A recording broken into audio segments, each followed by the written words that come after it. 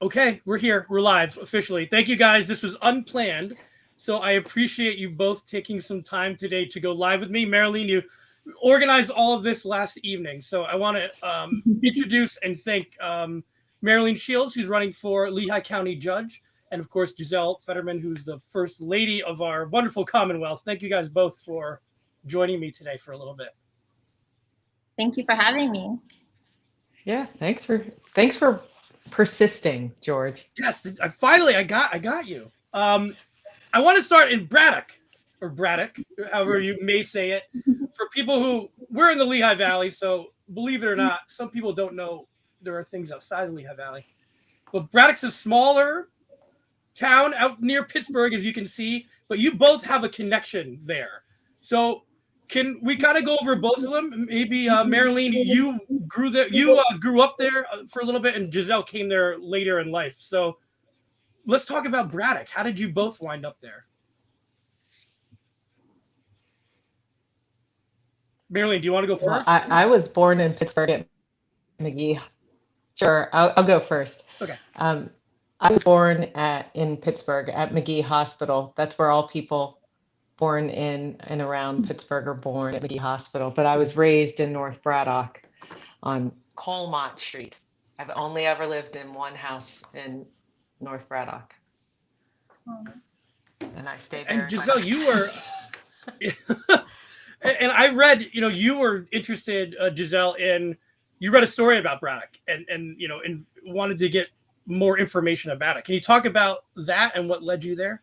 Sure. My journey to Braddock was different, a little further away. I was born in Brazil and was there. I lived in New York for a long time and read an article about Braddock, and I learned about its contributions, the steel that came from Braddock, and then I read about abandonment. It was at the time of deindustrialization and how mass amounts of folks moved out. And having always lived in big cities, I could not understand abandonment. I understand blight. I understand all sorts of issues cities face. And I love cities, but abandonment was not one I had ever seen up close. And I wanted to see what that looked like. I wanted to understand. I wanted to learn. So I came to visit Braddock, and that was 14 years ago. And Brad, I don't know how much you know about Bethlehem, but it's similar in some of that sense. There's an old steel town, and Bethlehem, if you haven't had a chance, if you do ever see the Steel Stacks or the Arts Quest campus in Bethlehem, it's very similar to that. And some of the steel from Bethlehem went on to make, the Golden Gate Bridge. I know that you were interested because it made the Brooklyn Bridge was a steel from Braddock, correct? Right. And that's how you meet your husband as well. You sent him a letter. He was the mayor at the time. Can you talk a little bit about that? Sure. I've always been a letter writer. I mean, I write to complain about things and to make things better. I made sure Chipotle, it's funny, but I got them to sell organic apple juice during the height of arsenic issues in apple juice. So I've always been a letter writer. I believe that if you see something, you should do something. You have to. I teach my kids to also be active members. So I wanted to learn more, and I wrote a letter to the borough. It wasn't addressed to him; it was to the borough. Shared a little bit of the work that I was doing at that time on food justice and food access, my love for cities, and that I just wanted to visit. So it really just started with a letter. And both of you have had a tremendous amount. You talked about some of the activism that you're involved in. Can you expound on that? What are some of the programs? I know that you work with helping to feed children in the area in Braddock. And what are some of the other organizations that you're a part of? Sure. I have 3 nonprofits that I either started or co-started in the Pittsburgh region. The first was the Free Store. It was the first free store in the country, really. And we worked to address food and clothing insecurity, but also the excess that exists in retail and merchandise, in stores and wholesalers. It's entirely volunteer run. It's 100% sustainable. We're solar powered, completely efficient. Through those efforts, we serve about 100 families an hour when we're open. That has grown to 13 different locations across the country. And then the next one was Foreign to Food Rescue, which I co-founded. And we work to rescue perfectly good food before it's discarded by grocery stores, wholesalers, Those efforts are national now. We've rescued over 18 million pounds of food through that work. And then For Good Pittsburgh, with a friend, we started that. It's really an umbrella nonprofit where our mission is just to do good, right? And that can look like so many things. It can look like empowering folks to do good and also leading the charge. So our work is really women focused. We run a women's incubator space. We do a lot of work with the community, mainly supporting families and really to get folks out of poverty and break generational cycles. So really long-term, how do we get them out of this place long-term and build stronger families? And we believe it's through women. Okay. I had this question for later, but I think it kind of rolls into what you had just said and toward Maraleen. I had barely spoke at a recent event I was at, and you had addressed some of the why now, why is it important to do these things now? Do you feel like if not now, then when? And if not who, if not me, then who, that sort of thing? I just feel like this election in this last year, because of the pandemic and other factors, has been, it seems as important as ever. Do you feel like that is the case? Like it's special because of the time going on and everything that we're going through, but it's also important just because. Sure. I think women as a general proposition have been socialized into thinking they need to have the resume complete before they move on to the next thing or suggest that they go for the next stretch project. Men, I think the adage is women are judged based on their resume, men are judged based on their ambition. And that's not always a good thing. You tend to kind of hold yourself back. Women tend to hold themselves back and wait for someone to say, you would be good at this, instead of just saying, I can do this. I am capable of doing this. And I've had that experience time and time again. But I certainly think that COVID times, really bring things into focus. You've got a short period of time. What are you waiting for? There's not going to be a magic time when everything fits and it's a perfect time to run for office. There's always going to be something going on at home that I could be doing instead. So yeah, absolutely. You have to just, you just have to go at some point. You have to stop waiting and go. When I was putting some of the questions together, I was saying, like, do you feel like a role model to maybe younger women? But then I thought, I feel like you're a role model now just to your peers or just women in general. Do you feel that's the case? I mean, I guess you don't think about that as you're doing things, but just the fact that you both are, No, very comfortable. Go ahead. No, it makes me tremendously uncomfortable to think that way. Mostly because I'm not doing it with any grand plan, right? I'm not. Mm-hmm. I didn't run thinking, all the little girls need someone to look up to, or my peers need someone to look up to. It's just, I happen to be the person. I think I've said this to you, George. It could have been anyone. It just happens to be me. I don't think I'm so ego driven that I think I'm particularly better or more special, if that's the right phrase, than someone else or brighter than someone else. But I am willing to try. I do have that in me that I'm willing. Right. The goal isn't I'm trying to do this to look good or to get press. It's like you're doing this because you have the, I guess, the opportunity to be able to invoke some change. Yeah, some more. Don't get me wrong. Okay. No, don't get me wrong. I absolutely love it when little girls, I love that my daughter, Sage, says, Mom, why do you have to tell everyone you're going to be a judge? You're going to be a judge, right? I love that she thinks that this is for her. I absolutely enjoy those moments when I can talk to someone who's young, a little girl, and they say they feel like they're seen. I cannot tell you that everything I do is thinking about, I need those little girls to really look up to me. I just think I'm tickled by the idea that anyone would think I'm special or capable of inspiring someone. So if it does, great. But it makes me very nervous to say that. And you're both, you're both mothers. You're both young mothers who are. I don't know how you find time to do anything, let alone be moms as well. Gisele, how has that been for you? You've been doing this for a while now, in the public eye, but how is it important to you to set a good example, not only for children in general, but for your family as well? Well, I appreciate the young mom's comment. Thank you. And I will say Maraleen is a role model to me. I will never run for public office. I don't think I'm strong enough or brave enough or tough enough or any of those things. So it's always great seeing women run. It always makes me happy to see that because I know it won't be me ever in that place. But I can cheer for her and root for her and work for her. And that's exciting.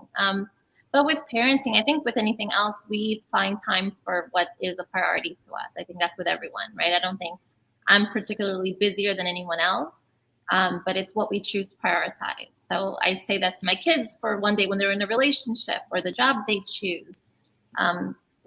Be around those who value you, right? And the same way I prioritize what's important to me. They should feel that they are priority to others in the work that they do as well. Okay. Both of you, Maraleen more Lehigh County, but of course Gisele throughout the state.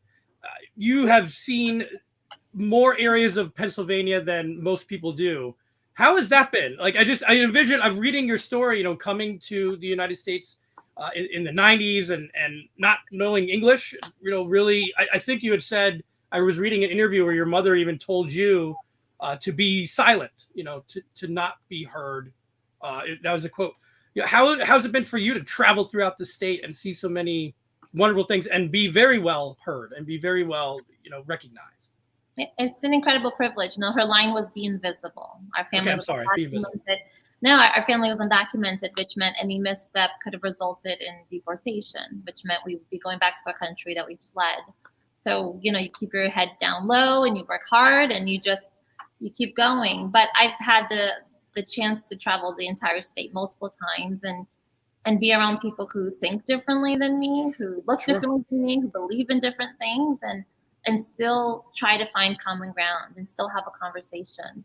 Pennsylvania is a really beautiful state too, so there's a lot of beautiful places to see. Hold on, I gotta let him downstairs. My dog jumped up too. He's like, what did I hear? He's fine. He's good. Okay. He's adorable. I apologize. So yeah, it's a great opportunity, and I'm grateful to have a voice after not having one for very long. I take it very seriously.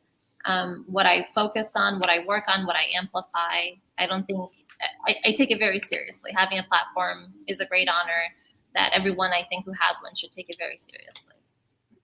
And Maraleen, you're a transplant to the Lehigh Valley area, to Lehigh County. You've been here for 15 years, so it's not like you're brand new. How has it been for you to go throughout the county to, I'm sure, places that, not everybody's visiting Albertus or Emmaus every day, if they live in Allentown. So how's it been for you to learn more about the county that you live in? I'm happy to say that I've seen most of the areas of Lehigh County that I'm traveling to. I've been to Center Valley. I've been to Coopersburg. I know Inside Scoop. I've had, and I always, plan my life around eating. So I tend to, in between door knocking, try and find a way to, all right, we need to go to Caddy Corner. That's what we're doing while we're in Catasauqua. Because I find that sometimes food is a way in to see how people relate to each other. But my husband's family is actually from Scranton, so I've spent time up north, and through practice, I've been to parts of Pennsylvania that you probably don't even realize you're still in Pennsylvania, that you could go that far north and still be in Pennsylvania, like Pike County. That was part of my practice. I grew up in Wayne County, which is even further up there. Yeah, it's sneaky north. Yeah, sneaky far north. But no, and my husband's my husband's father is originally from Duryea, so I knew Old Forge Pizza for years. It's just what it is. So I love Pennsylvania. I think I have greater perspective on Pennsylvania because I've spent time away from it too. I always I see value in getting out of the state. What do they say? I don't mean to interrupt, but there's a conversation we had that Pennsylvania has the most amount of people who don't travel outside of Pennsylvania or end up living, right next to where they grew up. Yeah, you're likely to live and die in be born in and then die in Pennsylvania is one of the things. I think Brian Sims said something like that, but it's true. But I think my appreciation for Pennsylvania has a lot to do with spending time in DC, spending some time in Ohio, spending some time outside of Pennsylvania.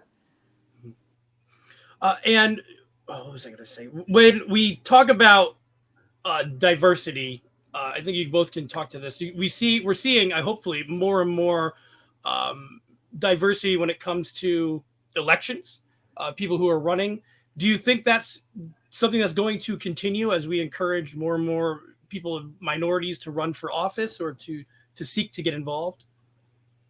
I think every new person who takes a position inspires that many more to go for it. So I hope that's an ongoing trend that becomes a norm.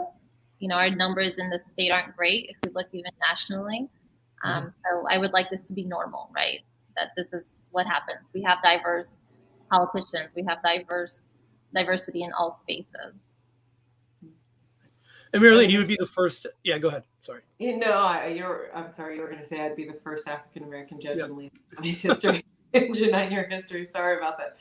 It's one of the more striking things about when I relocated here in 2006. And I worked prior to that in Philadelphia. I'd grown up in Pittsburgh, and to see Black and brown professionals was not unusual, particularly in Philadelphia. You go to lunch as an attorney and you'd see lots of people of many different races having their business lunch. And that was certainly an adjustment for me here, but I'm doing my best to normalize that. And you can only do that with more people running. I mean, there aren't too many African American people running for public office up here, but to do it, and quite frankly, to do it looking as I do with my hair that isn't standard kind of politician hair is a bit of a radical act, and it might not feel like it, but it is. It just looks different when I'm showing up at someone's door. And no one's ever seen anyone that's looked quite like me showing up at their door and saying, "Oh, you should vote for me for judge." It's interesting. I want to go into, we have a little bit of time left, some of the more fun stuff. Gisele, clearly, Lieutenant Governor Fetterman has a stance on Wawa versus Sheetz. Do you care at all? Does it? No, I actually really like Love's. I mean, I'm on the road so much. Okay. I've been spending a lot of time at Love's, and at Love's you can get everything. Like you can get cowboy hats, a shower. I mean, whatever you need, Love's has it. So I think I like Love's the most right now. But it's a gas station with a grocery store. I mean, like, let's keep it real. Well, but go ahead. No, I'm very fascinated by this, and I think I grew up in Pittsburgh at a time when Sheetz wasn't really big, so Wawa is probably closer to what I deal with on a regular basis. But I find it very odd that people want to get food on a regular basis from a gas station. Wawa's now doing catering, and we're getting the proliferation of Wawas here is actually very unsettling to me. It is getting to be a little bit. And they're the size of like a small amusement park. Like you walk in there, they're huge. There's just an Emmaus that opened that, you have self checkout and everything. You don't even need to talk to anybody at Wawa anymore, which probably isn't a good thing. I don't, and I'm a bit of a hippie when it comes to cars. We have one plug-in car and one hybrid, so I'm always trying to spend less time at gas stations as a general proposition. So it's disheartening how much time people spend at Wawa. Yeah, it's true. I feel bad now because I love it. We live down the street from one, so it's very handy. I mean, you're getting your gasoline and your food at the same time. I don't see a problem with any of it. What are your feelings on pierogies? I mean, this is a very Pennsylvania thing. I like pierogies. I went to the pierogi festival at Kennywood and ate as many pierogies as I could. I mean, I grew up, our version of a pierogi would be like, you know, we had empanadas and we had like Right. porcina. So it's a version of it. So it's not unfamiliar. I mean, potatoes. How do you go wrong with potatoes and cheese? I mean, but it's funny too. You go. I have friends who live out west. They don't know what pierogies are. Like you say it, and they look like you just said it. how sad to live a life without a pierogi. And then I explain it like you just did, and they get very excited because yes, it's so simple. That's why it's so wonderful. In a pocket. Now, I grew up on pierogies. Sadly, Mrs. T's, which I know there are probably people crying right now at the thought of eating a frozen pierogi, but that's what I'll take it. Yeah, I'll take it. I can make a Mrs. T pierogi taste very good. But I'm married to a gentleman who's Polish, so we've just expanded our our offerings. My mom literally made hulaski last night for us because who doesn't love butter and noodles?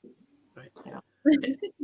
And that's one of the things you mentioned, Old Forge, and we talked about Braddock. And what I love about Pennsylvania is all these small towns or even the cities have their own stories to them, you know, in their own culture. You go to Old Forge and all those pizza places are there for a reason, you know, like, and they all have stories with them. So I just think it's fantastic to find out, especially when you're traveling throughout Pennsylvania so much. I know that you guys recently had, and I was upset that I was not able to make it. But you recently met in Emmaus. How was that? Because I know that I've been saying to people, you know, I've been talking to you online or in a Zoom for the last year, and to finally see someone in person is fun. So how is that event? And how are some of the events coming forward as we get closer to the election? I mean, I'll say I was like starstruck. It was very exciting to finally meet her in person. It was a lovely event. She's talking about you. And I got to hang out with her mom, who's so great. Great. And I got to hold Susan Wald's dog. It was lovely. I ate really good really good nachos from the taco truck. I mean, I'm like Maraleen. I love to eat. I love that your ethos is to plan around food. I think I'm gonna feel that. I really connected with that. But yeah, it was just, I love meeting my like online friends in person and really connecting that way. And I want to say that I'm really excited about Maraleen running because she is really kind and like a really nice person. And working in politics, unfortunately, that's not the norm. That's not the most that I see and deal with. So it's unique and it makes me happy. So it was really nice to finally connect in person. Well, and I have to tell you that I was taken aback by just how nonchalant Gisele and John were entering this event. You know, in my mind, it was, you know, and I went to an event earlier in the day where there were secrets. Well, I don't know that there's Secret Service per se because it's state level, but there were definitely people with things in their ear and weapons at their side that were making sure the world was secure. But they just walked in. I just said, "Oh, there they are," and just walked up to them. And you know, to my surprise, they actually, you know, recognized me. I have done some light stalking, so that's why they were able to recognize me. But it was just like you really helped me with my mom. My mom thinks like I said, she thinks I'm a big deal now because you're getting like it's like North Braddock, and I was just like, yeah, me. No, I spend most of my time walking around in sort of. Me? Are you sure? And how is it? I mean, Maraleen, of course, and Gisele probably to a little bit more extent. One last question, because I know we're kind of late here. How is it? You have to be online. You got like if this was maybe 10 years ago, 20 years ago, I'm sure we would have a little bit more downtime or a little bit more personal time. How do you guys cope with some of that stress or being able to get 5 minutes to yourself. Is that something that you try to schedule in there as well? If you can. I'll let Maraleen go first because maybe she has some good tips for me. Well, my downtime is, George, 5 a.m. I get up and I go to my basement and I work out and I practice my Spanish, and that's that hour or so is my time. It's often the only time that I get during the day that's completely mine to do with what I please, and that's what I've been choosing to do is. But that's important. Like if you don't have that time, you could get sidetracked and you might not be able to perform as well or be grumpy. I would definitely be grumpy without a workout in the morning, but that's what I do. I have to get a lesson in because I'm really adamant about speaking Spanish well here in this community. I think that's right. Anyone that says they want to serve a community has to be trying to communicate with that community. And this community has a lot of Spanish-speaking people. So that's a primary goal of mine and has been for a few years. If you need a practice buddy, yo hablo español, podemos hablar juntas cuando quieres, ¿ok?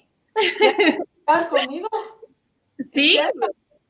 Sí, puedes practicar todo lo que quieras. Yo enseñaba salsa. Cuando yo estaba en la universidad, yo bailaba y enseñaba salsa. Todos mis alumnos eran latinos, la música que yo escuchaba, entonces podemos hablar cuando quieres. Qué bueno, ¿hablas portugués también? Sí, también falo portugués. Entonces tú puedes hablar 3 idiomas. Uh-huh. I've also studied Kiswahili and Arabic, but those Wow. I'm very rusty, but I'm fluent in Spanish, Portuguese, and English. So yeah, anytime you need a practice buddy. You just call up the second lady of Pennsylvania and you got it. And I'll be ready. About shows, I would love to talk about you. Ahora estoy mirando La Reina de Flor. Yeah, novellas are amazing to watch. Novellas are such good practice. Are you talking like the soap operas? Yes, the The best. Spanish soap operas? Yes. Yeah. I'm even familiar with those. They're very dramatic. We're talking about a show called The Queen of Flow. It's muy dramático. It's just there's so much plot that they're just churning. I don't know how they have writers for what they're getting. Novellas, I think, prepare me for the world. Like nothing shocks me, right? Like I can handle anything because I grew up watching novellas where it was just insane things happening to people at all times. So people say, how do you not react? And I'm like, because, it happened to Flora when I was growing up and, Well, we're like people who learn English by watching sitcoms. Yeah. Yeah, it's Ghosts or Nothing. It's incredible. It's I tell people all the time about Spanish. My world is bigger because I speak Spanish, and I didn't have to leave Lehigh County to make my world larger. I just needed to learn another language because, what is being discussed on La Mega is different than what's being discussed on other radio stations. What Las Noticias. It's different. The issues are different. They're not talking about the same things. And even when they are talking about the same subject matter, they're talking about it in a different way. Mm-hmm. So that's why it's definitely important, even for my daughter who is 5, as she goes in, we're excited for her to have that. Again, growing up in rural Wayne County, we didn't have that opportunity early on. And she's going to be able to kind of get some immersion in that, which is great. So, hey, I promise you guys 30 minutes. I know you're super busy and we're at 30 minutes. So I know next time, like if this went well, then maybe again, we could do it. I appreciate your time and thank you so much. This was short notice. We just figured, hey, we'll give it another shot and it worked. So yay, accomplished. I'm so happy. No, this is so awesome. This is great. Obviously you didn't have to, but you were so gracious. I put you on the spot and you're like, sure, I'll do it. Well, from the bottom of my heart, I appreciate it. Okay. So, all right, guys, I'll let you go. And thank you to everybody who watched. We are going to, re-upload this as a podcast as well, so you'll get a chance to listen. And I want to thank, again, Maraleen Shields. I had this ready for you.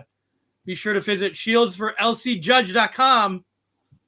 We only have, 15 or 16 days from now in Lehigh County. Not 15 or 16. I'm sorry. we have 14 days until the end of voting on November 2nd. 14 days. It's very important. Go vote. So again, and Second Lady of Pennsylvania, Gisele Fetterman, thank you so much as well. Appreciate it. Thank you. Thank you.